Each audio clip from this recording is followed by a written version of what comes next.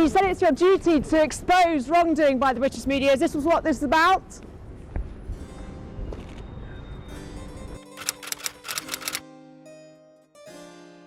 Things are getting a little bit tangled up when it comes to Prince Harry's lawsuits. I mean, it's starting to get to the point where it's getting difficult to keep track. So in addition to the privacy lawsuit that he will be testifying at in May against MGN, not NGN, Mirror Group newspapers, I believe, in addition to the libel claim that he has against Associated Newspapers, and in addition to the judicial review for police protection against the government, Harry showed up entirely unannounced to a preliminary hearing that he's not even required for. None of the people who showed up, which include Elton John, were required. So you're telling me that Prince Harry can randomly show up in London when he's not needed, but he couldn't go to his own grandfather's memorial or to visit the Queen when she asked for his presence pretty much when she was on her deathbed. And yet Harry chooses to show up without police protection yet again. This really is not boding well for his judicial review. Never mind the fact that the Prince of Privacy chose to arrive through the main entrance of the High Court rather than a side entrance, which is available for use. And I do believe on day 2, he may have used that entrance, which only serves as evidence that he knows where it is. He just chose not to use it.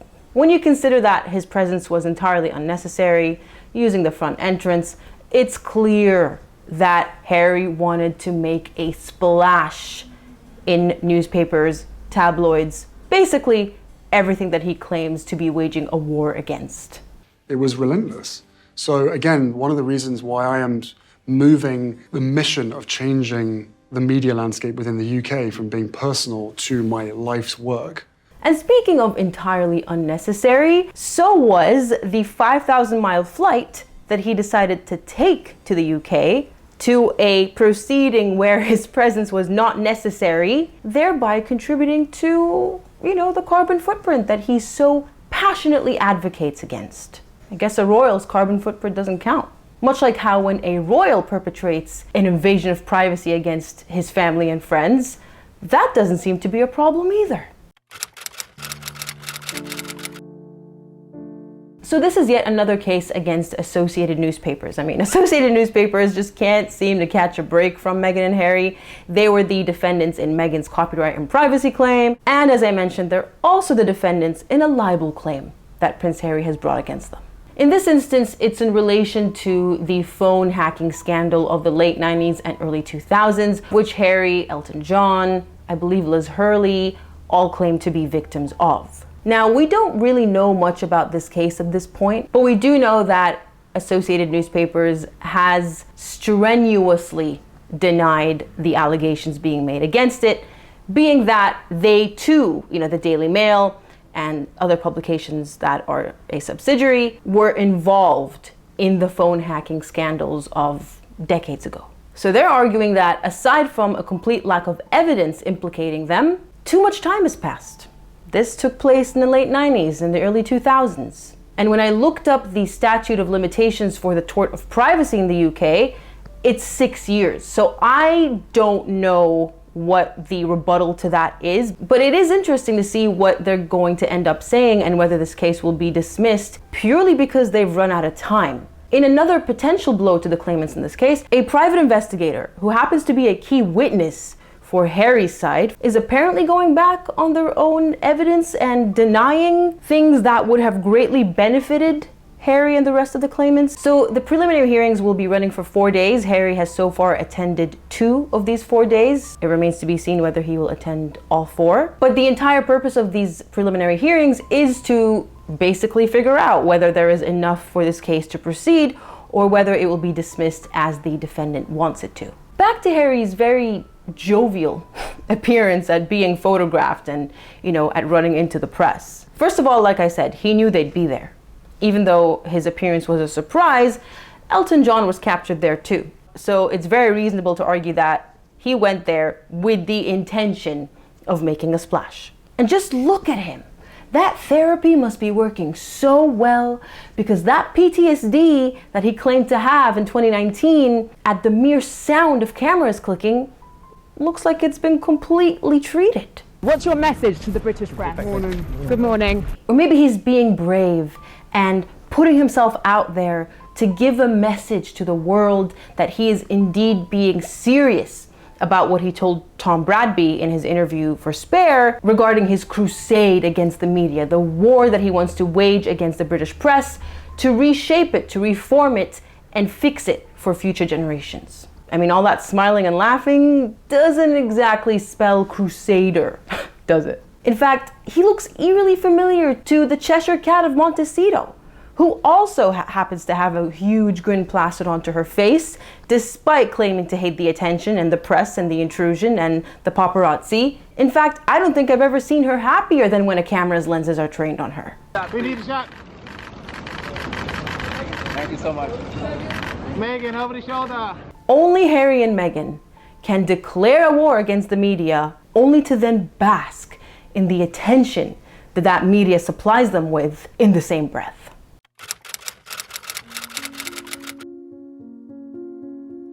It's funny, isn't it? Just how oblivious Meghan and Harry are to their blatant double standards, or maybe just how comfortable they are with them. We've already talked about the hypocrisy that they display in almost every area of their lives, from being eco-warriors to preaching compassion and kindness. But this bid for a privacy gig is, I mean, even the South Park episode wasn't enough to deter them and maybe make them pause and think, people are seeing right through this act. Should we keep going with it? Here we have a man and a woman who are making a living out of invading the privacy of others, from their own family members all the way to people that they used to know in the past, like the older woman who turned out to only be 2 years older than Harry, which would have made her a teenager at the time as well, who took his virginity and who essentially had her privacy invaded. We have Meghan, who not only openly attacked her father and her sister in her documentary, but dragged her own sister's daughter, so her niece, to give her a platform and enable her to trash her own mother in front of billions to watch. The very same niece whom she snubbed and didn't even invite to her wedding. And as if profiting out of the invasion of your family's privacy on such a global scale isn't bad enough, Harry in particular shared very intimate conversations that he had with his father and brother in times of utmost vulnerability, such as during and right after Prince Philip's funeral. And this man, the man who talked about whether his own brother was circumcised or not, something that the rest of us really had no business knowing, is showing his face at court as a claimant in invasion of privacy cases. I mean, you really can't make this stuff up. Life is truly stranger than fiction. And the same goes for Meghan. I know that Harry is the one who's making an appearance now, but let's not forget, Meghan sued Associated Newspapers for invasion of privacy. The very same woman who, like her husband, is making a career of doing just that. I wonder if Justice Warby's paying attention to all of this, because I hope he realizes what a blunder he's committed. Now, I'm not saying that Harry deserves what happened to him if the phone hacking allegations are true, because we have to make it clear, at this point, they are still allegations. So I am in no way condoning that sort of criminal behavior, because hacking into people's devices is an illegal act. It's a crime. But being a victim of a crime doesn't justify your perpetration of the very same act yourself. I'm not accusing Harry of a criminal act. I have no evidence that he's hacked into anything, but I am accusing him of betrayal. And of course, let's not forget the utmost hypocrisy. I will say that there has apparently been a lot of reform in the law in the UK surrounding invasion of privacy and what journalists can and cannot get access to, like medical records. So it's not like the problem hasn't been addressed. But again, if these allegations are true, then justice would dictate that something is done about it. Whether it's Harry, whether it's Elton John, whether it's a private citizen, invasion of privacy is never correct. I mean, that's the whole point of this outrage against Harry and Meghan. We're not saying they deserve it if it happens to them. We're saying it shouldn't be happening to anyone, including the royal family. But the message that I want to get across in this video is this. What makes Harry and Meghan think that they deserve justice when they did the same thing to their families and arguably worse? When it's from someone you don't know, when it's from a journalist, a tabloid, I mean, it's horrible, but when it's from your own flesh and blood, it really just hits different. So what about justice for William and Catherine, who have been dragged into this whole circus against their will, through no wrongdoing of their own, they never asked for this, and who aren't in a position to respond to or refute anything? And Meghan and Harry know this and are indeed banking on it. And what about justice for Thomas Markle, who lost his ability to speak because of a stroke? And Meghan knew this when the docuseries aired. She knew what she was saying against her father would not be responded to by Thomas Markle himself because he can't. I mean, compassion, right? Harry and Meghan have the money and the resources to pursue these cases in court. I mean, clearly, why else would they be drowning in litigation at this point? But what recourse do their families have?